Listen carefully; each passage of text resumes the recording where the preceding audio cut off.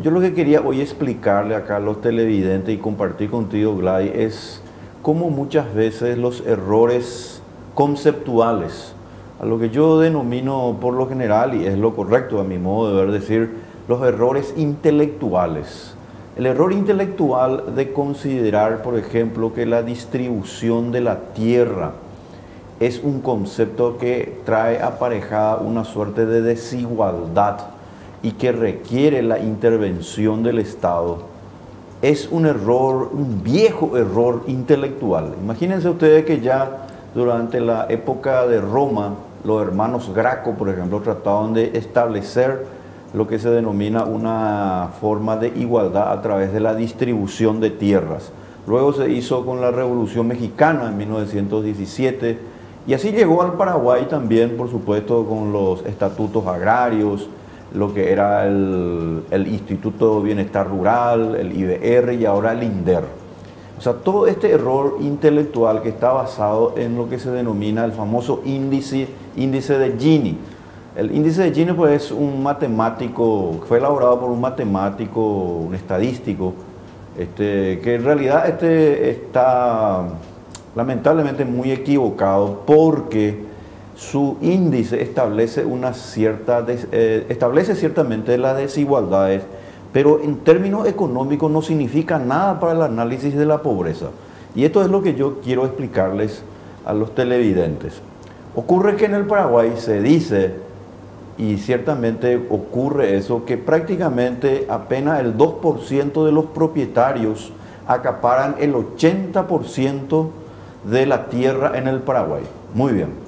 Si nosotros tomamos en cuenta eso y elaboramos el índice Gini, obviamente acá hay un problema de gran desigualdad. Entonces lo que se propone es seguir distribuyendo tierras. Entonces siempre se toma como un valor preponderante en el análisis, que ya no es económico, sino un análisis político, el concepto de lo que se denomina la desigualdad. Y nos olvidamos del factor económico. La desigualdad de por sí siempre ha existido. Y voy a explicar cómo, por ejemplo, si bien es cierto esa desigualdad de 2% de los propietarios acaparan el 80% de la tierra, sucede aquí en el Paraguay, pero en el mundo desarrollado, en el mundo donde las economías agrícolas están mucho más avanzadas, sucede al revés. Apenas el 5% de la población vive en el sector rural.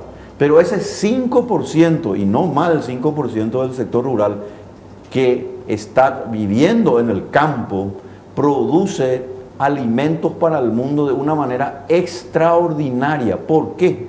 Porque está relacionado precisamente el concepto de mayor rendimiento, producción, productividad y sobre todo propiedad privada, en elementos que aquí nosotros no estamos tomando en cuenta y que por eso seguimos en una suerte de círculo vicioso. Nos concentramos, o mejor dicho, los partidos políticos, el Estado y los gobiernos que se han venido sucediendo se concentran mucho en la desigualdad, cuando la desigualdad es una cuestión que se corrige, no a través de este tema del índice Gini, porque siempre va a haber esa diferencia, sino que a través de una mayor inversión, productividad y sobre todo concepto de derecho de propiedad privada. En consecuencia, ¿qué es lo que nosotros tenemos? Por ejemplo, desde el año 1963 a esta parte, nosotros prácticamente en el Paraguay distribuimos casi la mitad de toda la superficie agrícola, 10 millones de hectáreas en concepto de repartición de tierras. Ha solucionado el problema del desarrollo rural, ha acarreado esto una mejoría en las condiciones de vida de la gente que vive en el campo. Pues lo que ha ocurrido a partir de 1990, el año 2000, algo muy interesante. Hay un sector de la población que se fue haciendo más rica, accedió a créditos, tiene un nivel de productividad muy alto, que está en la zona de Canendillú, Alto Paraná, Itapúa y también en el Chaco paraguayo. Eso acrecentaron, ¿por qué? Sus niveles de vida, porque sencillamente no se enfocaron en el concepto de desigualdad y de esperar que se le distribuya tierra, sino que se concentraron en establecer los derechos de propiedad privada, la inversión y elevar la productividad. Mientras tanto esto sucede, otro sector de la población que es, por ejemplo, la Federación Nacional Campesina, que yo creo que se equivoca de buena fe, realmente sigue persistiendo en esa peregrina idea de que el problema de la desigualdad tiene que ser resuelta de una manera muy firme y tajante a través del Estado. Y el resultado, y no es una cuestión allá, una especulación intelectual, sino que el resultado es que no ha sido así y no va a ser, porque el problema de lo que se llama la productividad, lo que se denomina mayor capacidad de crear alimentos, no solamente para nuestro mercado interno, sino que para exportar, está en otra parte, está en establecer derechos de propiedad muy firmes, estables, elevar la productividad, que es producir más con lo mismo y lo mismo con menos, y sobre todas las cosas elevar el rendimiento por hectárea.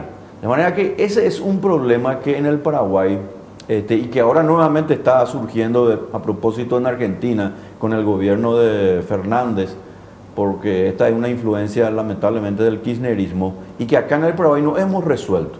En consecuencia, yo apelo a la necesidad de, por sobre todas las cosas, y es cierto, hay una carga de miseria en el sector campesino, yo comprendo eso, pero es tiempo también, en particular para las nuevas generaciones, las personas mucho más jóvenes, que se enfoquen no en el problema de la desigualdad, se enfoquen en el problema del atraso que tenemos en inversiones, productividad, rendimiento, y todo eso viene de algo todavía que en el Paraguay no podemos corregir, pese a que tantos años tiene esta reforma agraria inconclusa y, por cierto, era muy equivocada.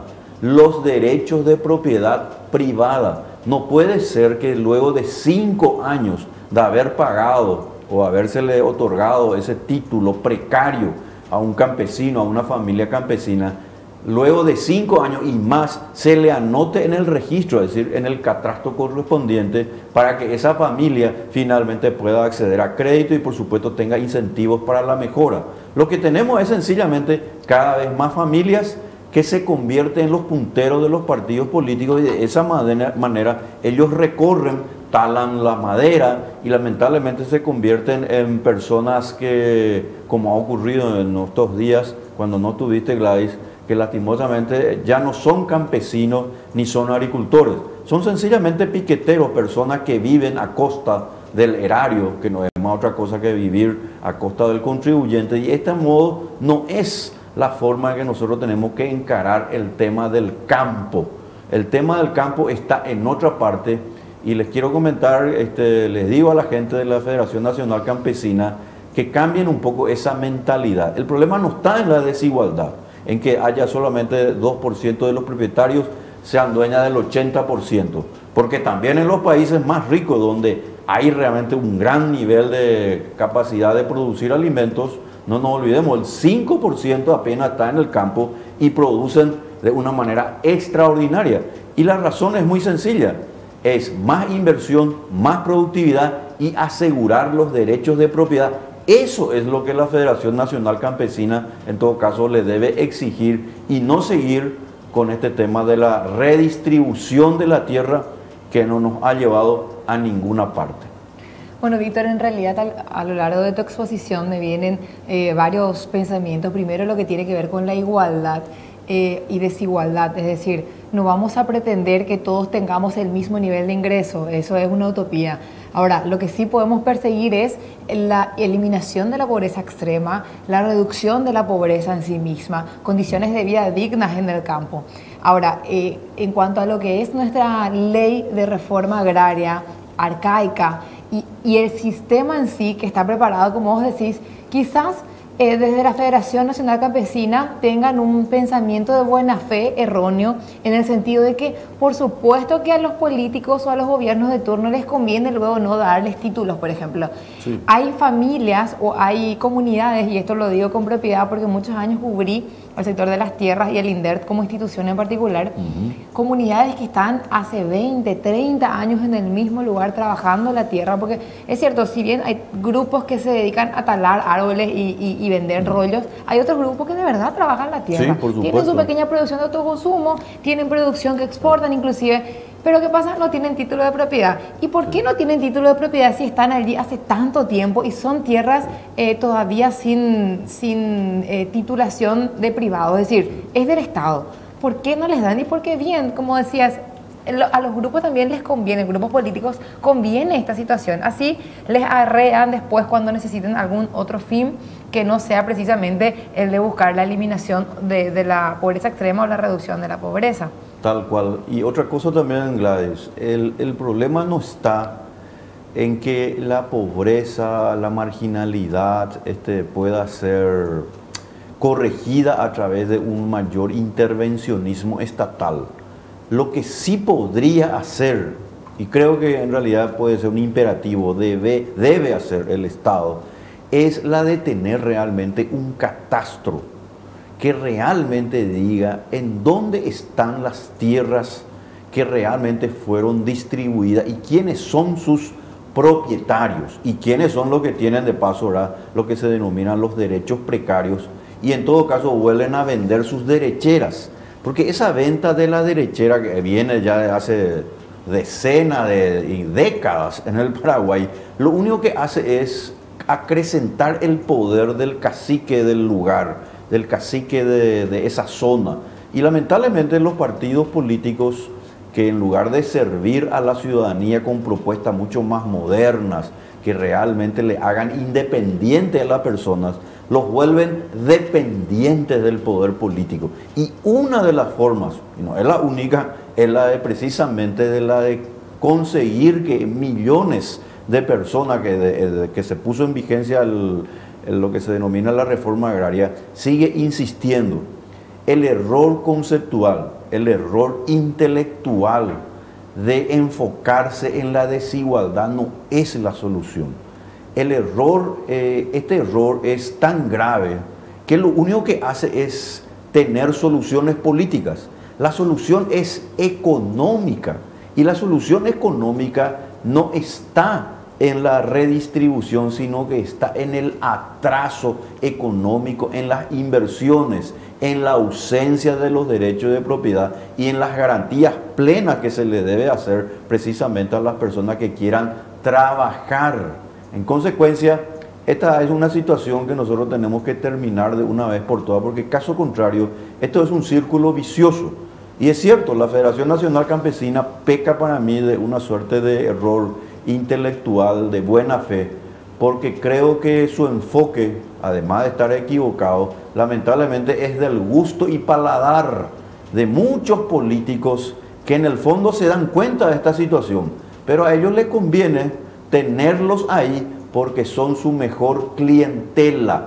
La pobreza es la mejor clientela de los políticos populistas y esto sucede en el campo en nuestro país. Y Víctor, ¿qué opinas sobre esta iniciativa que en algún momento se dijo como idea pero nunca se aplicó como proyecto real, de ese catastro que decís, hacer un trabajo similar a lo que hizo en su momento el registro público, de bueno, esas chapas marrones que teníamos antes, vamos a tener todas las nuevas chapas y vamos a ver realmente en manos de quién están esos patrimonios?